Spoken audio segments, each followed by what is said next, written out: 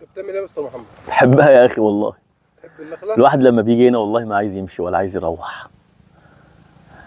احنا كنا من شويه بنصور عند المجدول، دلوقتي احنا قاعدين في حوض نخله سيوي. السيوي ما شاء الله كسلعه استراتيجيه خطيره لا تقل اهميه عن المجدول. نخله حباها الله بانتاج وفير، مزروعه في مكان مناسب جدا وملائم جدا. هي اسمها سيوي، تتزرع في مصر كلها بيقولوا عليها صعيدي، لكن هنا منشأها هنا في سيوه. احنا قدام نخله لما تشوفها تحبها. شكل حتى الرعايه بتاعتنا للنخله يعني تديك ان هي نخله مجدول، مش من نخله سيوي بس على صغير. المجدوله بتكبر لما بنخفها، لكن السيوي الشمروخ بنسيبه زي ما هو، يطمر زي ما هو، تمام. وبيتاكل كده، العالم كله بياكله. دي سلعه استراتيجيه يعني مقارنه بالمجدول. المجدول سلعه قد تكون ترفيهيه شويه، بدا سوقها يكبر علشان خاطر بدا الناس تسوقها بشكل كبير، وسلعه جميله جدا يعني المجدوليه جميله.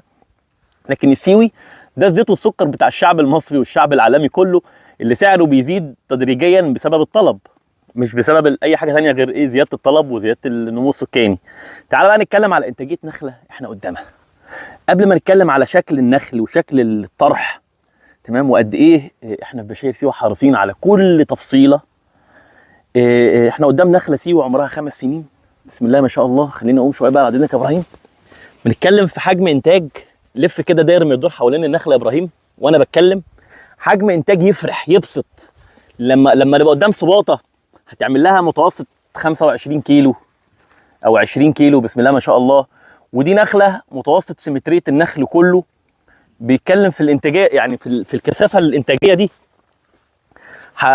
يعني من شكل من قوه الصباطه ما شاء الله حاطين برنيكه تحتيها علشان هي اتقل من عشان ما تقعش على الارض. هكلمكم في معامله جميله جدا احنا بنعملها على النخل السيوي. بنعمل ايه؟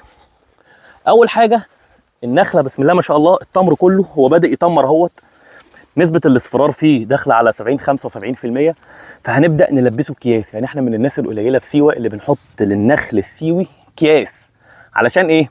علشان نحميه من الاتربه، من العفاره، عشان لما نيجي نحصد يبقى الحصاد سهل وسريع وخالي من اي اتربه ومن اي حاجه هتاثر على جوده النخله وجوده التمره، وخالي من كل الافات الحشريه. لان لما يبدا يطيب ويتمر يبدا يحلو، فدايما الافات بتتلم على الحلو.